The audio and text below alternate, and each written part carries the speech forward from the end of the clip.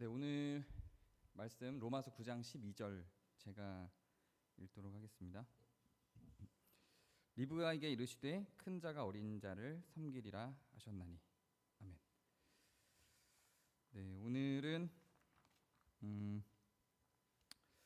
인물 설교를 계속하고 있고요. 지난주 아브라함에 이어서 오늘은 이삭에 대한 이야기를 하려고 합니다. 제가 그 이삭에 대한 그 언급은 설교 중에도 앞선 설교 중에도 몇 번 나왔을 겁니다. 제가 개인적으로 굉장히 좋아하는 인물이고, 왜냐하면 위대하지 않아서 저랑 굉장히 비슷한 지점이 많은 사람이라 저는 좀 저에 대한 투사가 좀 많이 이루어지는 인물입니다. 그래서 좀 더 많이 묵상하고 많이 생각하는 인물 중에 한 명입니다. 그러니까 아브라함과 야곱에 대해서는 성경에서 차지하는 비율이 굉장히 많습니다. 아브라함은 12장부터 23장까지 거의 10장 이상, 11장 정도에 걸쳐서 굉장히 방대한 양을 차지하고 있죠. 그리고 야곱은 26장부터 35장까지, 야곱도 거의 뭐 10장, 10장에 가깝게 9장 정도를 차지하고 있습니다. 근데 이삭은 24장부터 26장까지 마치 그 아브라함과 야곱을 연결시키는 어떤 징검다리 같은 역할을 하는 그런 느낌입니다. 그리고 그 생애들을 봐도 아브라함 같은 경우는 업적이 되게 많아요. 뭐 4개의 나라와 전투를 해서 이기고 하나님께 부름받아서 처음으로 이스라엘 민족을 만들기 위한 그런 발판을 만들고, 그런 아브라함에 대한 설교는 이 양이 차지하고 있는 만큼이나 많이 이루어지고 있고, 해석도 많고 신학적인 정체성을 기반으로 삼는데도 아브라함을 많이 이용합니다. 그러니까 장로교냐 감리교냐 뭐 성결교냐에 따라서 각자의 교단들의 신학적인 정체성을 언급하는데도 아브라함이 주요하게 많이 사용이 됩니다. 다 신학적으로도 중요한 인물이고 성경의 분량으로 봐도 중요하죠. 그래서 아브라함은 구약에만 언급되는 게 아니라 그 이후에 신약에서도 반복적으로 계속 언급이 됩니다. 야곱도 마찬가지입니다. 야곱도 라헬과의 긴 14년에 걸친 사랑의 이야기가 주로 화제가 되지만 사실상 12아들을 낳고 이스라엘이란 이름을 받고 이스라엘이란 나라를 만든 게 야곱입니다. 그러니까 이스라엘 민족, 우리에게는 믿음의 조상이 아브라함이다. 그래서 아브라함에게 굉장히 포커스를 많이 맞추지만 이스라엘 민족의 민족성은 이스라엘이라는 이름을 갖고 있는 야곱에게 포커스를 맞춥니다. 마치 우리가 환인이나 환웅은 별로 우리나라 민족의 어떤 역사의 시작점을 언급을 안 하고 단군부터 시작점을 언급을 하는 것처럼 이스라엘 민족들도 아브라함이 중요하지 않은 건 아니지만 아브라함보다는 이스라엘에 훨씬 더, 그러니까 야곱에게 훨씬 더 초점을 맞추고 있죠. 그렇게 양쪽 아버지와 아들은 큰 업적을 남긴 많이 언급되는 사람인데 비해서 이삭은 별 사건이 없어요. 이삭에 대해서 간단히 언급하자면 크게 3개의 사건이 있는데, 그 아브라함이 제물을 준비하지 않고 하나님께 예배하기 위해서 이삭을 데리고 가서 네가 제물이야 그러는데도 거기에 순종했던 스토리. 근데 이거는 주인공이 이삭은 아니죠. 그러니까 아브라함의 역사 속에 나오는 이야기일 뿐입니다. 그리고 이삭이 주인공으로 나오는 사건은 크게 2개의 사건입니다. 그 아버지의 전철을 밟아서 아직 미성숙한 이삭일 때에 지나가고 있는데 그 나라의 왕이었던 아비멜렉이 그 이삭의 아내인 리브가를 보고 여자를 마음에 들어 하니까 그 여자 자기 아내인 리브가를 지키지 않고 죽을까봐, 성경에 그렇게 써 있어요. 죽을까봐라고, 죽음이 두려워서라고 아예 써 있습니다. 그래서 죽을까봐 아내를 못 지키고 왕에게 아내를 넘기죠. 근데 나중에서야 왕이 꿈을 통해서 이 리브가가 하나님의 사람이고 이미 결혼한 그 배우자가 있다는 걸 알고 다시 물어보죠. 이삭에게 진짜 누구냐. 나중에서야 아내라고 하니까 왜 그거를 진작 말하지 않아서 나로 하여금 범죄하게 만들 뻔했느냐 이러고 이제 리브가를 내주죠. 그 사건, 그러니까 아주 치졸하고 졸렬하죠. 미성숙할 때의 이야기입니다. 그리고 조금 더 성숙했을 때도 뭐 패턴은 다르지 않아요. 비슷해요. 그 광야라고 하는 지역이 사막은 아니지만 이스라엘을 중심으로 한 그 중근동 지역이 물이 굉장히 귀하죠. 그래서 우물 하나 갖고 있는 것만으로도 거대한 거부입니다. 그런데 우물을 파서 물이 있는 땅을 발견하는 것만으로도 굉장한 부를 쟁취할 수 있는 조건인데 이삭이 그 우물을 팠고 물이 발견됐는데 다른 사람이 뺏으러 오니까 보통 그 우물을 지키기 위해서 군대를 이끌어서 전쟁을 치르거든요. 근데 이삭은 전쟁을 하지 않고 그냥 옮기죠. 다른 지역으로. 너 가져. 또 우물을 팠는데 또 다른 놈들이 와서 이거를 차지하려고 하니까 너 가져. 그리고 또 옮기죠. 그러니까 우물 잘 파요. 근데 그런 것들 다 뺏기면서도 싸우지 않고 계속 회피하면서 도망다니는 인간형으로 그려지죠. 그게 다예요. 이삭에 대한 기록은 그게 다예요. 그 다음에 나오는 이삭은 야곱의 이야기입니다. 이삭의 이야기가 아니에요. 그러니까 실제 이삭의 이야기는 굉장히 조금이에요. 그러다 보니까 설교자들도 많이 언급하지 않고 신학적으로도 중요한 인물이 아닙니다. 근데 저는 이삭에게 많이 꽂히죠. 제가 설교 때도 많이 언급하는 것처럼 하나님께서 이 세상을 창조하실 때 어떤 목적으로 창조하셨을까요? 처음에 아담 편에서 제가 다룬 적이 있죠. 어떤 이유에서 하나님은 인간을 창조하셨을까요? 하나님이 인간을 창조하신 건 그 인간으로 하여금 어떤 위대한 업적을 만들게 하려고 창조한 건 아니었습니다. 그냥 하나님과 교제하기 위해서 창조했던 거예요. 예수님께서 창세전에 하나님과 더불어 사랑을 나눈 것처럼 저들도 우리와 하나 되어 사랑을 나누게 하기 위해서 창조하셨죠. 그러면 그냥 그 교제가 이루어지는 장이면 하나님은 충분히 족한 거예요. 인간과의 관계가. 인간은 그걸 위해서 창조받았고 그럼 인간에게 가장 중요한 건 그렇게 하나님과 교제하며 누리는 일상이죠. 다른 것들은 중요하지 않아요. 하나님의 입장에서는 그렇다는 거예요. 그래서 결국은 인간이 그런 이유로 하나님과 교제를 나누고 그냥 일상을 유지하는 것을 목적으로 창조되었다면 인간에게 가장 중요한 건 어떤 측면에서는 그런 부분들인 거예요. 일상을 얼마나 건강하게 거룩하게 경건하게 범죄하지 않고 사랑을 하며 유지하느냐가 하나님께서 가장 원하는 모습일 거라는 거죠. 그런 측면에서 보면 위대한 사건들에 대응해서 역사를 남긴 아브라함이나 야곱보다 어떤 측면에서는 이삭이 하나님의 의도에 더 맞는 사람일 수 있다는 겁니다. 그건 우리의 삶도 마찬가지라고 생각합니다. 우리의 삶 속에서 사건들이 일어나기를 우리는 굉장히 많이 바라죠. 꿈꿉니다. 물론 다 그런 건 아니에요. 오히려 사건이 일어나지 않기를 바라는 사람들도 많죠. 그러나 많은 경우에 어떤 사건이 일어나서 내가 드러날 수 있는 혹은 내가 갖고 있는 어떤 욕망이 쟁취될 수 있는 그런 분기점이 발생하기를 계속 꿈꿉니다. 그래서 지금의 내 일상이 변화될 수 있는 어떤 포인트들이 생겨나길 바라죠. 그게 사건이잖아요. 아브라함에겐 사건이 굉장히 많았어요. 끊임없이 사건이 발생했죠. 그리고 끊임없이 발생하는 그 사건들을 아브라함이 하나하나 다 해결해 나가면서 그걸 읽는 독자들, 성도들, 교우들, 성경을 접하고 공부하는 사람들은 거기서 어떤 희열을 느끼고 존경심이 생겨납니다. 야곱에 대해서도 마찬가지예요. 요셉에 대해서도 마찬가지입니다. 제가 오늘 주일학교 설교가 요셉이었는데요. 요셉의 생애를 쭉 설명해 주면서 정말 다사다난했다. 우리가 생각하는 그 총리만이 아니라 우리가 요셉, 제 이름이 요셉인데 아마도 아버지가 제 이름을 왜 요셉으로 지었는지 전 물어보지는 않았어요. 근데 사람들이 저에게 대해서 물어보면서 총리 요셉 이러면 저는 그 말이 너무 불편해서 예수님 아빠예요 이렇게 말을 해요. 근데 그거는 제 해석인 거고 제가 총리 요셉으로 불리는 게 불편해서 그냥 예수님의 아빠 요셉은 예수님의 아빠 외에 뭐 없잖아요. 뭐 한 게 없잖아요.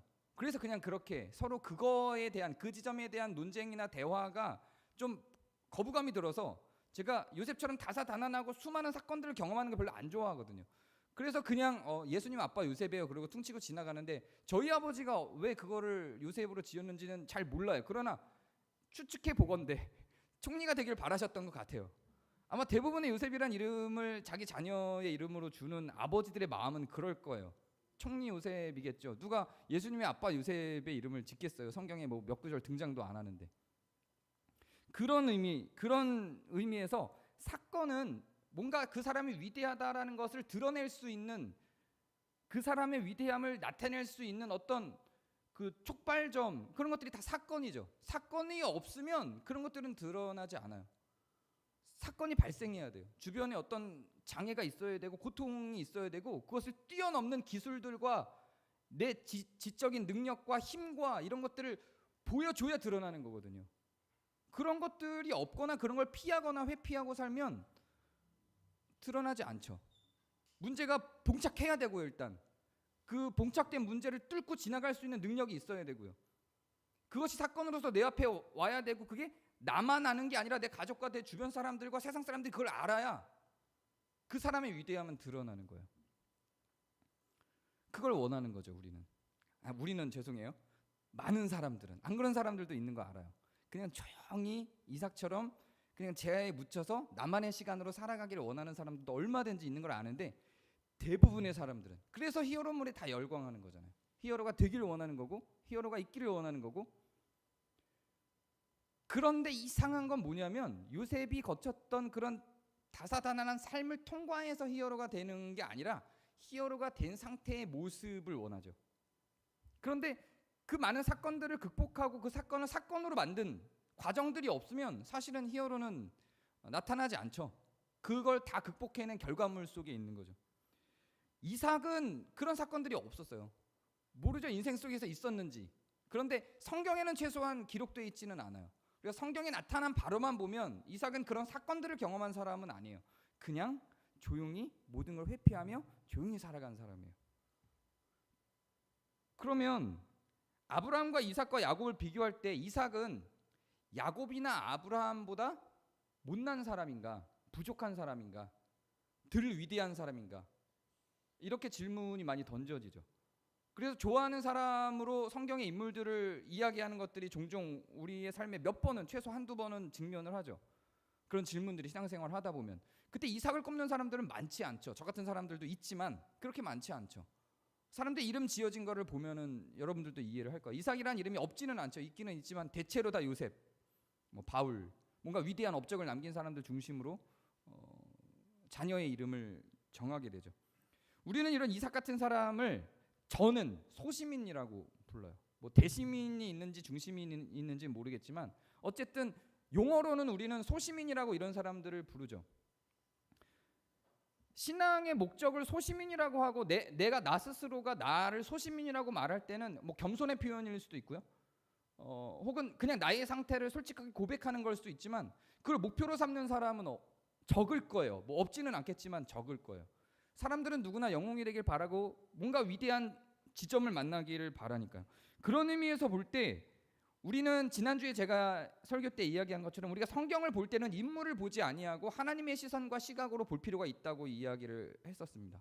그럼 하나님은 이삭을 어떻게 볼까? 인간의 눈은 그러하다면 인간의 눈은 아브라함에게 조금 더, 요셉 같은 인물에게 조금 더, 야곱 같은 인물에게 조금 더, 바울 같은 인물에게 뭔가 굉장한 역사의 변곡점을 만들고 위대한 지점을 많이 드러낼 수 있는 사건들을 경험한 사람들에게 우리의 시선이 많이 들어가 있다면, 시계가 멈췄네요. 큰일 날 뻔했습니다. 여러분 오늘 안 끝날 뻔했어요. 왜 이렇게 시간이 안 가지 그랬는데 초침이 안 움직이네. 그러나 이삭을 통해서 그런 지점을 우리가 배우려고 하거나 본받으려고 하는 모습은 없죠. 그런데 하나님의 시선에서는 저는 아브라함과 야곱과 이삭과 요셉 사이의 차이가 없다고 생각을 합니다. 누가 더 위대하다가 아니에요. 누가 더 뛰어나다, 누가 더 사랑스럽다가 아니에요. 저는 차이가 없다라고 생각을 합니다. 왜 그런지는 마지막에 설명을 드릴 거예요.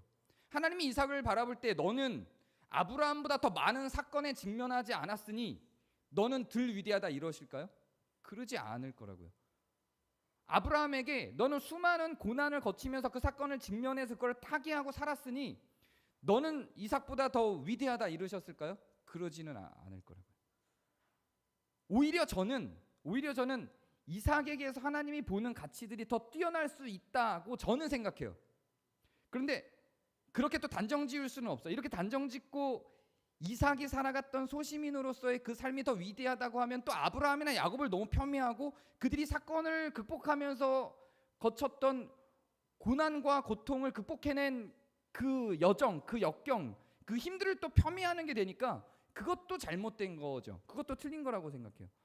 하나님 보시기에는 그런 의미에서 저처럼 기호로서 좋아하는 것으로서 아브라함을 혹은 이삭을 더 좋아한다고 밝힐 수 있지만 하나님의 시선으로 볼 때 누가 더 위대하다, 누가 더 좋았다, 누가 더 하나님에게 더 적합한 사람이다라고 말할 수 있는 건 그런 대상은 없다. 저는 그렇게 생각을 합니다. 그래서 우리가 이삭에 대해서 이야기를 하자면 다른 구약의 인물들에 비해서 사건이 없었던 사람이라고 저는 정의 내리고 싶습니다. 사건이 없었던 그 생애를 뭐라고 표현할 수 있을까요? 저는 그 사건이 없는 삶을 일상이라고 표현하고 싶습니다. 뭐 신학적으로 정의된 건 없어요. 그냥 제 표현이에요. 우리 전화번호가 1391이잖아요. 이게 누가 설명해 줬죠? 그 초기 그 운영위원 중에 누가 저한테 설명해 주신 것 같은데 일상구원을 숫자로 바꾼 거라고 하더라고요. 그 전화번호를 그렇게 바꿀 정도면 우리 교회가 갖고 있는 어떤 정체성이 일상이 얼마나 큰 가치를 부여하고 있는지를 생각해 볼 수 있죠. 일상이라고 하는 것은 폄훼될 수 있는 대상은 아니죠. 폄훼될 수 있는 대상이 아니고 그 사건이 드러나지 않는 거룩한 삶인 거예요. 하나님이 성도를 바라볼 때 가장 중요하게 여기는 건 그 사건을 얼마나 잘 돌파할 수 있는, 제가 이 표현을 일부러 쓰는 거예요. 돌파력이냐가 아닙니다. 홍대 세교회를 세운 홍모 목사님이 쓴 책 중에 하나가 돌파력이라는 책이 있어요. 성도가 가져야 될 덕목 중에 하나로 돌파력을 언급하는 거예요. 아니에요. 성도가 가져야 될 덕목은 돌파력이 아닙니다. 거룩함이죠. 얼마나 경건한가지, 얼마나 의로운가지, 얼마나 불의와 타협하지 않고 내가 그것을 경건을 거룩을 유지했느냐이지 뭔가를 돌파했느냐에 성도의 힘이 있지 않습니다. 결코 그렇지 않아요. 만약에 그것이 돌파력에 있다면 아브라함이 더 위대하겠죠, 이삭보다. 근데 그런 돌파력이 하나님의 시선에서 성도들을 사랑하는데 주요한 원인이 되지 않습니다. 사건이 생기지 않았는데 어떻게 돌파를 해요? 그냥 살아내는 것, 거기에서 하나님의 시선이 머물러 있는 것은 경건입니다. 이 사람이 얼마나 의로운가요? 의로운 결정을 하는데 작은 결정들이 있고 큰 결정들이 있겠죠. 뭐 내가 대통령이면은 큰 역사적 결정을 해야 되겠죠.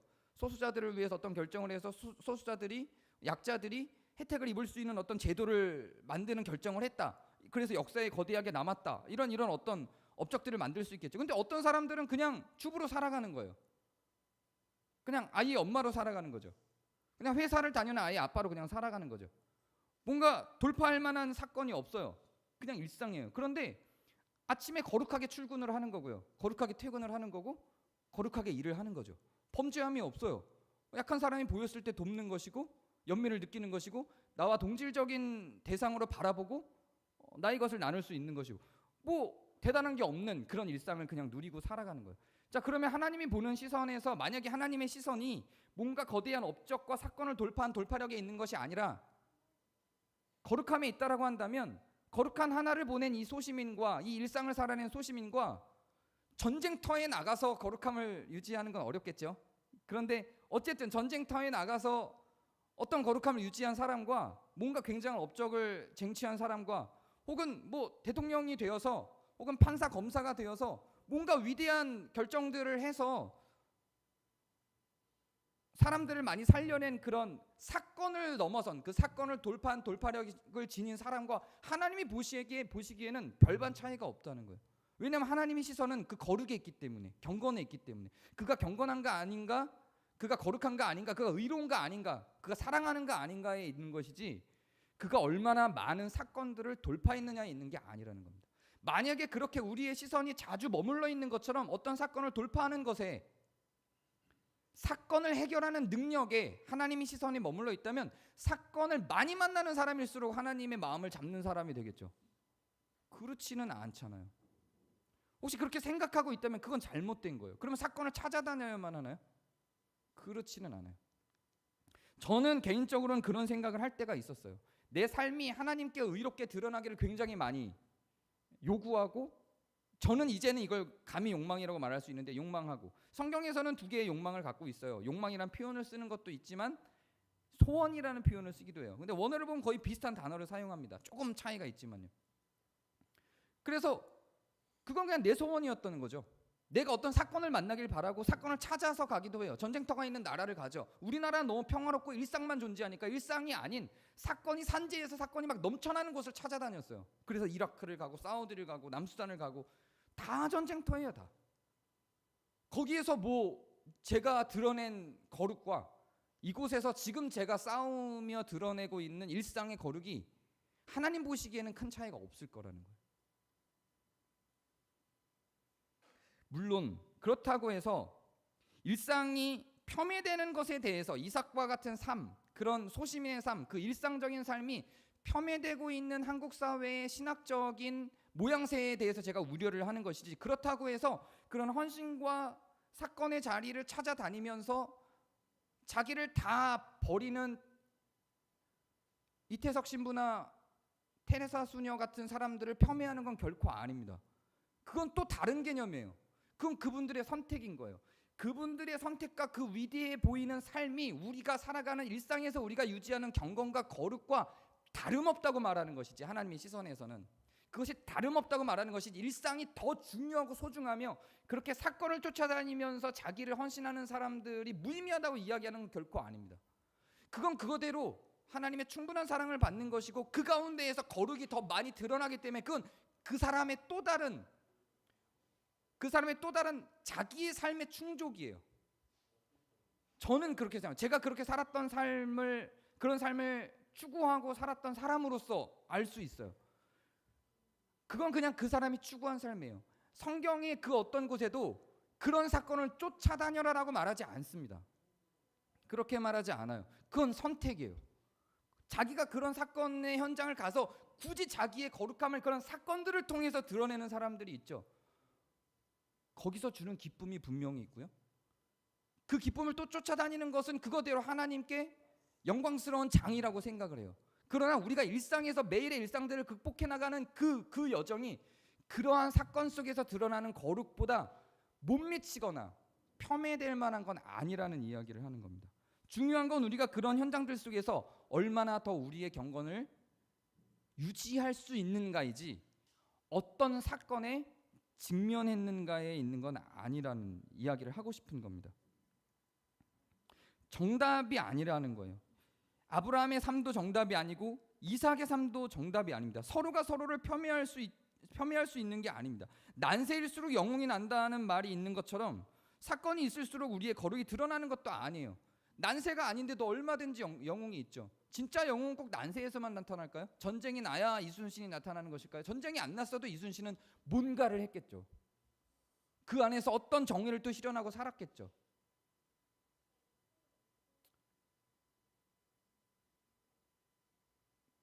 수많은 전쟁터 속으로 불려 들어간 다윗의 삶이, 수많은 전쟁을 치러내면서 영웅으로 등극했던 다윗의 삶이, 만약에 그 당시에 이스라엘이 수많은 전쟁을 치러내야만 하는 그런 나라가 아니었다 할지라도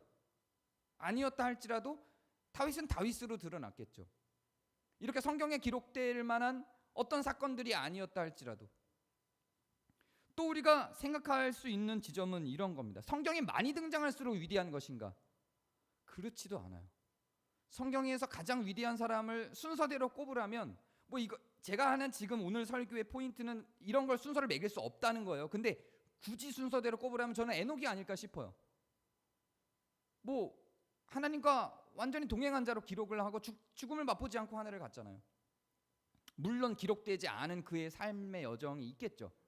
아마 우리가 생각하는 것처럼 그렇게 완전한 의인으로 그때를 살지는 않았을 거라고, 제가 에녹 편에서 설교를 한 것처럼. 분명히 우리와 같은 그런 일상 속에서의 범죄함들이 있었겠죠. 그런데 굳이 그 순서를 매기자면 성경에 기록되지 않은 것으로 보면, 근데 에녹은 몇 줄 없어요. 3군데 딱 등장하고 끝나요. 더 등장하지 않아요. 그럼 에녹은 무가치한 의미 없는 삶을 살았고, 가장 많은 장을 차지하고는 아브라함이나 요셉 같은 사람이 위대한 삶을 살았는가? 그렇지는 않다는 거예요. 성경이 많은 분량을 차지한다고 해서 위대한 게 아니라, 오히려 성경의 많은 분량을 차지한 사람들의 삶을 보면 하나님께로 가는 과정까지의 길이 굉장히 멀어요. 아브라함도 처음부터 믿음의 조상이 아니라 많은 여정을 통해서 하나님을 배신하고 실패하고 믿음을 저버리는 과정들을 통해서 나중에서야 성숙한 사람이 됐고, 다윗은 다른가요? 그런 것처럼 성경이 많은 장을 차지한다고 위대한 것도 아닙니다. 성경에 없는 엘리야와 엘리사를 불렀을 당시에도 엘리야와 엘리사처럼 하나님의 편에 서 있는 7,000명이 있었으나 성경에 기록되지 않은 사람들도 있다는 거죠. 그러니까 성경의 기록의 여부가 그 사람의 위대함을 드러내거나 나타내거나 보여주는 것도 아닙니다. 그거는 우리들도 마찬가지예요. 우리들의 삶도 마찬가지예요. 내가 어떻게 경건하게 살았고 내가 어떻게 의롭게 살았는지, 내가 어떤 사건들을 극복하고 살았는지에 대해서 세상이 알아주지 않아도 괜찮은 거예요. 그거 중요하지 않아요. 내가 그렇게 극악무도한 그 과장 놈을 매일 극복하고 살아요. 저는 그거로 충분한 경건이라고 생각을 해요. 전쟁 속에서 어떤 그 난세 속에서 영혼이 난 것, 하나님의 입장에서 볼 때는 그만큼이나 그러한 것들이 우리의 일상인 거죠. 의로움을 벗어 던지고 경건을 내려놓고 거룩을 유지하지 않고 범죄함 가운데서 살아가는 사람은 일상에서건 난세에서건 사건이 있을 때건 없을 때건 마찬가지예요. 이렇게 생각하는 사람들도 있고 이런 철학들도 있어요. 사건이 우리의 존재를 드러낸다고 생각하는 철학들도 있어요. 우리는 우리가 누구인지 모르고 사실은 우리는 굉장히 극악무도한 사람인데 사건이 발생하지 않았기 때문에 우리는 선한 사람인 것처럼 살아갈 뿐이다라고 접근하는 철학과 신학도 있어요. 근데 저는 거기에 동의하지 않아요. 사건이 발생했을 때 악으로 드러날 사람이면 일상도 악으로 살아갑니다. 사람의 악이라는 건 그렇게 들쑥날쑥 왔다 갔다 사건의 크기에 따라서 달라지는 것이 아니에요. 선도 마찬가지입니다. 아이가 넘어졌을 때 연민의 느낌을 갖고 가슴 아파하면서 일으켜줄 수 있는 사람이면 다른 아이들이, 수없이 많은 아이들이 힘들어서 죽어나가는 그런 법안이나 상황들이나 사건들이 발생했을 때도 그걸로 가슴 아파해요. 그거는 그 사건의 적고 큰 것에 따라서 달라지지 않습니다. 그 사람의 드러나는 것은 작은 사건 속에서도, 일상 속에서도, 큰 사건 속에서도 동일하게 나타난다고 생각해요. 이럴 수는 있어요. 어떤 사건들을 통해서 그 사람이 성숙할 수는 있습니다. 그래서 그 사건을 만났을 때 그 사건을 통해서 내가 모르던 나의 의의를 혹은 나의 불의를 인식하고 내가 성숙해 나갈 수는 있어요. 어떤 사건이 나의 성숙의 계기가 될 수도 있어요. 그런데 그런 사람들의 성숙의 계기는 그 사건을 통해서만 만나지도 않아요.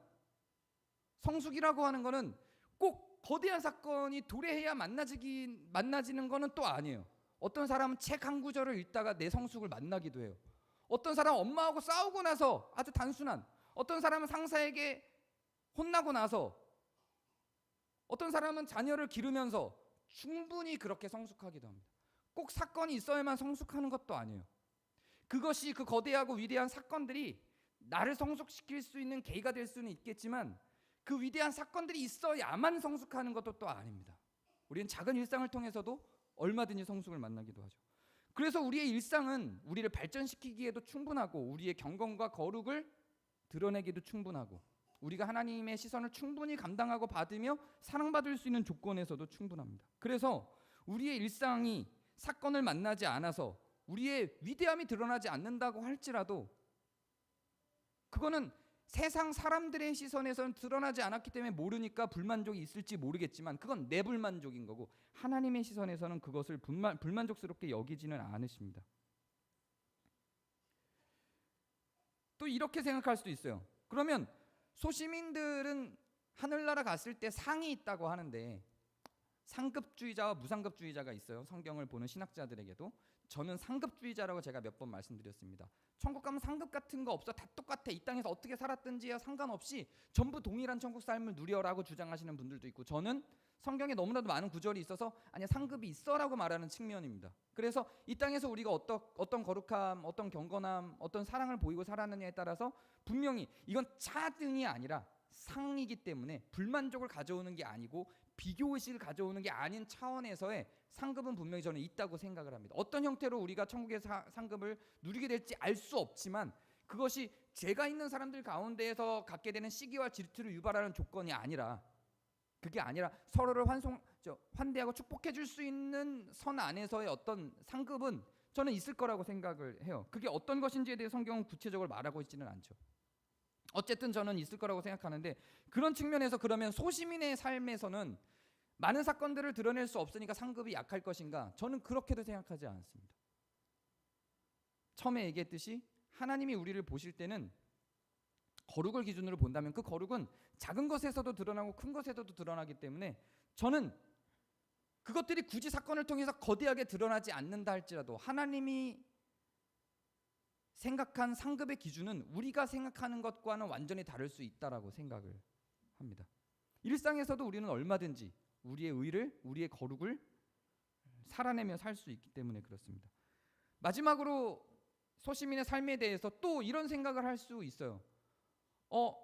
나는 사실 많은 사건들을 직면할 기회가 있었는데 이삭처럼 그것들을 회피하면서 다녀서 그걸 직면하지 못했어. 이렇게 생각할 수 있죠. 방금 전에 상급에 대한 이야기에서 연장선일 겁니다. 바로 그 지점이 오늘의 요절입니다. 오늘의 요절을 제가 그 앞뒤 문장을 다시 한번 읽어드리도록 하겠습니다. 오늘의 요절 제가 12절만 읽었는데요. 10절부터 13절까지 쭉 읽으면 이렇습니다. 그뿐 아니라 또한 리브가가 우리 조상 이삭 한 사람으로 말미암아 임신하였는데 그 자식들이 아직 나지도 아니하고 무슨 선이나 악을 행하지 아니한 때에, 야곱과 에서를 말하는 거예요. 나지도 않았고 행동을 하지도 않았어요. 아니한 때에 택하심을 따라 되는 하나님의 뜻이 행위로 말미암지 않고 오직 부르신 이로 말미암아 서게 하려 하사 리브가에게 이르시되 큰 자가 어린 자를 섬기리라 하셨으니 에서가 야곱을 섬길 거라고 한 거예요. 기록된 바 내가 야곱은 사랑하고 에서는 미워하였다 하신 것 같으니라. 이렇게 생각할 수 있죠. 이게 굉장히 많은 오해를 만들어낼 수 있는 요절이죠. 그럼 뭐야? 그럼 에서하고 야곱이 태어날 때 형인 에서는 처음부터 하나님의 미움을 받는 사람이었어? 나기도 전에? 그러면 하나님은 처음부터 야곱을 사랑하기로 작정했어. 그럼 에서는 얼마나 불공평한 삶을 산 거야. 이렇게 생각할 수 있죠. 그리고 또 이런 지점에서도 생각해 볼 수 있어요. 그럼 인생은 다 결정이 된 거야? 행위로 말미암지 않는다 그랬으니까 그러면 우리의 행동은 의미가 없잖아. 우리가 선하고 의롭고 경건하게 살아가는 건 전부 의미가 없잖아. 못하러 그렇게 살아야 돼? 이런 질문도 던져질 수 있죠. 그래서 이런 신학이 나오는 거야. 이런 요절들 때문에. 구원에 행위는 전혀 의미가 없어. 믿음만 있으면 돼. 근데 믿음만 있으면 뭐 성추행을 하고 성폭행을 하고 교회 헌금을 막 600억씩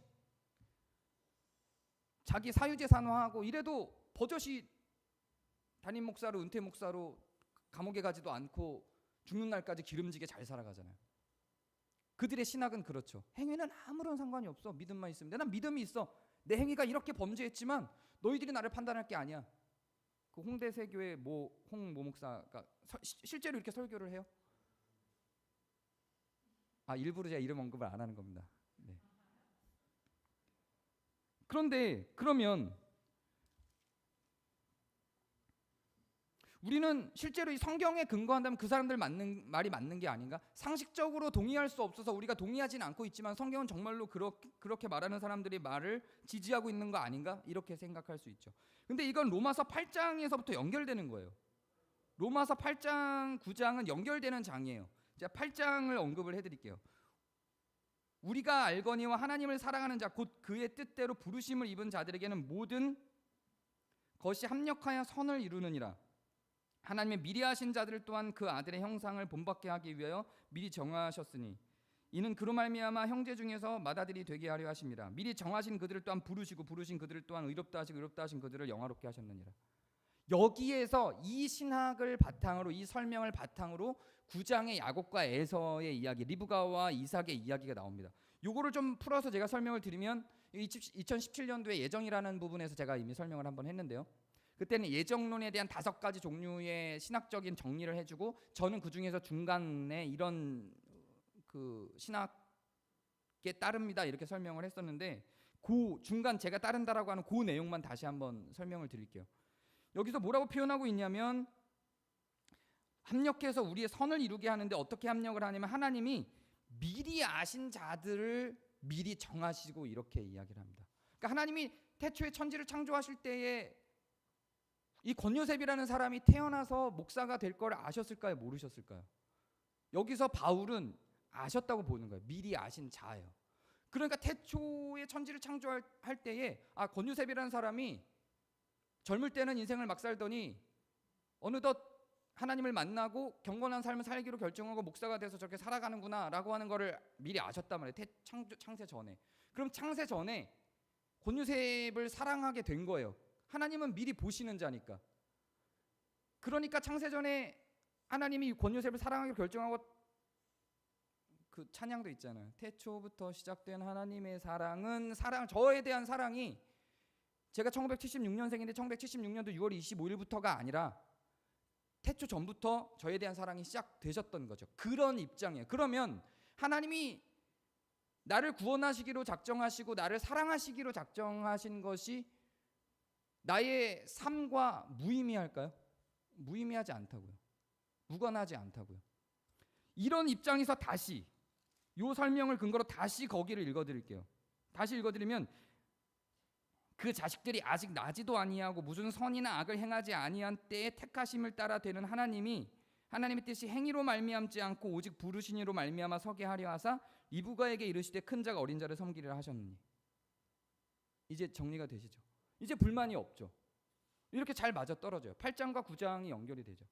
여기까지는 전통적인 해석, 여기까지는 많은 신학자들이 하는 해석이고요. 전 여기서 이 소시민의 삶의 위대함에 대한 고민 중에 여기서 조금 더 나가서 튀레틴이라고 하는 신학자가 하는 해석도 추가로 저는 믿음을 갖고 있어요. 여기까지는 대부분의 그 예정론을 인정하는 장로교의 신학자들이 인정하는 이론이고요. 지금 제가 설명한 거는, 지금부터 제가 설명하는 건 튀레틴이라고 하는 이 사람도 이제 칼빈주의의 입장에 있는 사람이지만 조금 더 이 부분들을 더 진보시켜서 설명해낸 사람이, 저는 이럴 것 같아요. 성경에는 여기까지만 있어요. 조금 더 진보된 그 튀레틴이라는 사람의 설명을 드리자면 이래요. 그러면 우리의 삶을 하나님께서 미리 보셨다면 그 삶은, 우리가 살았을 삶은 한 가지 경로만 있을 것인가? 한 가지 경로만 있는가?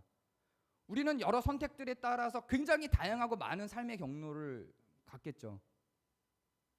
그 수십 개, 수백 개, 어쩌면 수천 개, 수만 개의 삶을 우리는 살아냈을 거예요. 근데 어떤 선택의 지점에 따라서 갈려지는 수많은 삶의 경로들이 있을 거라고요. 이 더한공동체 교회를 왔을 경우에 내 삶이 펼쳐졌을 길과 더한공동체를 안 오고 그대로 충영교회를 다녔을 때의 내 삶의 경로와, 뭐 제가 이제 청빙 당시에 우리 교회로 왔을 당시의 삶의 경로와 다른 교회로 갔을 당시의 삶의 경로와 이 수없이 많은 선택의 기로들 속에서 내가 살았을 어떤 길들이 있겠죠. 그 선택 자체가 나라면 그렇기도 하겠지만 다른 길로 살았어도 나였을 텐데, 그렇다면 튀레틴은 이렇게 질문을 던지는 거예요. 그렇다면 하나님이 미리 보시는 하나님이시라면 내가 산 그 권요셉만 권요셉으로 이해하고 인정하고 받아들일까? 에 대한 질문을 던지는 거예요. 튀레틴은 아닐 것 같아. 이렇게 성경에는 없어요. 그 부분은, 이 부분은 아닐 것 같아. 하나님이라면 그 총체적인 나를 다 인정해 주실 것 같아. 사건들이 발생하지 않았을 때 나도 권요셉으로 봐주시는 것이고, 사건들이 발생했을 때 나도 권요셉으로 봐주실 것 같아. 그렇다면 그 사건이 발생했을 때의 위대한 업적을 남기는 사람들만 하나님의 사랑과 상급을 받는 사람들은 아닐 거라는 게 튀레틴의 생각인 거예요. 이게 저한테 어떤 위로를 줬냐면 이런 위로를 줬어요. 저하고 제 아내는 남수단에서 선교를 했고요. 전쟁이 나서 나왔어요. 거기에 대한 아쉬움과 하나님에 대한 배신감과 우리가 거의 평생을 투자해서 이뤘던 것들, 하나님을 아는 사람이 한 명도 없던 그때에 비가 창조주인지 알고 사는 그 부족의 사람들에게 하나님을 전하고 600명이 넘는 성도들이 생겨서 교회를 구성하고, 얼마나 이게 삶 자체는 어려웠어도 쾌감이 컸겠어요? 그리고 하나님께 영광스러운 인생을 살고 있다고 자부심이 컸겠어요? 근데 거기가 포기되고 왔어요. 어떤 측면에서는 그 사람들을, 저는 그렇게 생각 안 하는데 제 아내는 초기에는 그 사람들 구해내지 못하고 왔다, 우리만 도망갔다, 이런 생각을 갖고 살기도 했죠. 저도 그런 생각이 좀 있었던 것 같아요. 근데 그랬을 때 우리는 더 영광스러운, 하나님께 더 영광스러운 삶을 살 수 있었는데 그런 삶을 다 살아내지 못하고 포기하고 왔어 라고 하는, 그런, 우리는 더 위대해질 수 있었는데 그러지 못했어, 하나님의 말씀에 더 많이 순종할 수 있었는데 그러지 못했어 라고 하는 생각이 있었는데, 만약에 전쟁이 나지 않았다면 이라고 하는 전제 속에서 그 사람들과 우리는 어땠을까를 상상해 보는 거죠. 더 그 부족은 9,000명 중에 900명을 전도한 건데 9,000명이 다 복음화가 되고, 핍박받는 그 나라에서, 그 부족에서 핍박받는 여성들과, 뭐 여자들은 거의 다 강간당하다시피 하는 부족이거든요.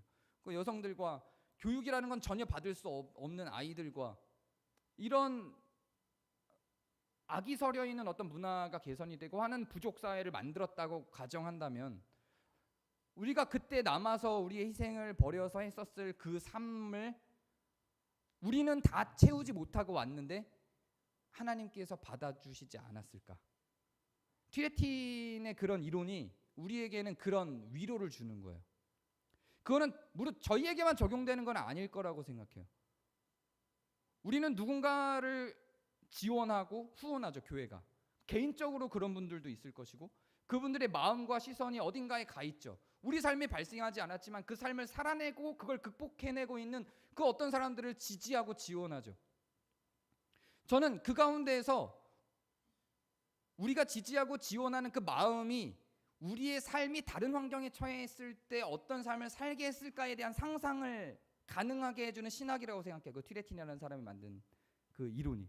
그렇게 생각할 때 이렇게까지 간다면, 앞에서도 제가 소시민과 영의 사이가 하나님의 시선 차이가 없다, 일상을 살아내는 것 자체가 하나님께는 의미롭고 그 거룩을 초점으로 하나님의 시선으로 봤을 때 그 일상 자체가, 소시민으로서의 삶 자체가 위대하다라고 했지만, 그것도 그렇고 튀레틴의 입장에서 본다면 하나님의 시선 속에는 우리가 살았을 수도 있는 어떤 다른 모든 여정들을 우리의 마음을 보고 우리의 중심을 보고 우리의 사소한 선택들을 근거로, 하나님의 미루보신 우리의 삶들을 근거로 우리가 사라지지 않았을, 우리가 살지 않았을 그 모든 삶에 있는 경건들도 모두 수용해 주신다는 거죠.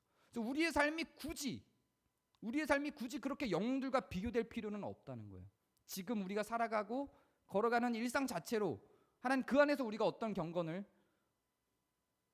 어떤 의로움을 보이고 살았는지, 그것만을 통해서 하나님은 그냥 우리를 판단하시고 수용해 주시고 사랑해 주신다고 생각을 합니다.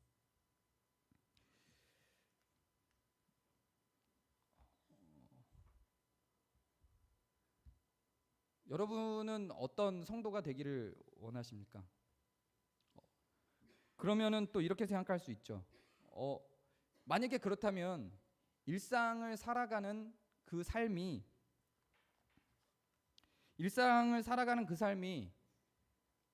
사건을 극복하는 삶보다는 상대적으로 쉬우니 이건 나에게 더 큰 유익이 아닌가, 하나님이 그렇게 동일하게 바라봐 주신다면 이렇게 생각할 수도 있겠죠. 근데 결코 그렇지 않아요. 정말 그렇지 않아요.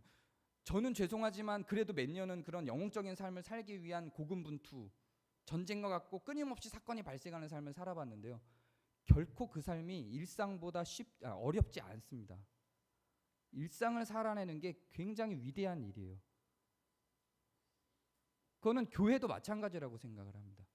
저는 교회는 이런 다양한 사람들이 다 있어서 이 모든 삶을 다 수용하고 모든 삶이 다 적용될 수 있는 공동체라고 생각합니다. 그래서 위대한 사건을 끊임없이 극복해내는 사람도 매일 일상을 살아내는 사람들의 삶을 바라보고 수용하고, 그 일상을 살아내는 사람들도 많은 사건들을 살아내는 사람들을 바라보고 서로 수용하며 그것들이 서로 평가하거나 비교하거나 하지 않고 사라질 수 있는 공동체라고 생각합니다. 그리고 교회는 그것들을 지지하고 그 모든 삶들을 수용할 수 있는 기반을 두고 있는 공동체라고 생각합니다. 그리고 그 어느 쪽도 치열하지 않은 곳이 없다는 것을 우리는 인정할 수 있어야 된다고 생각합니다. 일상이 치열해요. 사건이 마구마구 드러나는 삶만큼이나 일상도 치열합니다. 얼마나 치열해요. 이 세상이 평화롭고 악이 전혀 없는 곳이면 치열하지 않을 수 있겠지만 이 세상 속에서 일상을 살아내는 것 자체가 굉장히 치열합니다. 그 치열함이 저는 교회에도 동일하게 있다고 생각을 합니다. 교회가 교회다움을 유지하고 살아가게 만드는 것이 결코 만만하지 않아요. 우리의 일상이 치열한 것처럼 교회의 일상도 굉장히 치열합니다. 매주의 예배를 유지하고 매주의 성도들의 만남을 갖게 되는 것이 치열한 일들이에요. 누군가에게는 그렇다는 거예요. 누군가에겐 쉬울 수도 있겠지만요. 그리고 지금은 쉬운 그 누군가도 언젠가는 또 그 치열한 현장이 될 수도 있어요. 교회가 혹은 일상이. 그렇기 때문에 우리는 우리의 시선으로 성경을 볼 때 이삭과 야곱과 아브라함이 비교되었던 모든 시선들을 내려놓고 하나님의 시선으로 바라보는 것처럼 우리의 서로도 그렇게 바라볼 수 있어야 된다고 생각합니다. 제가 기도하고 마치겠습니다. 은혜 하나님,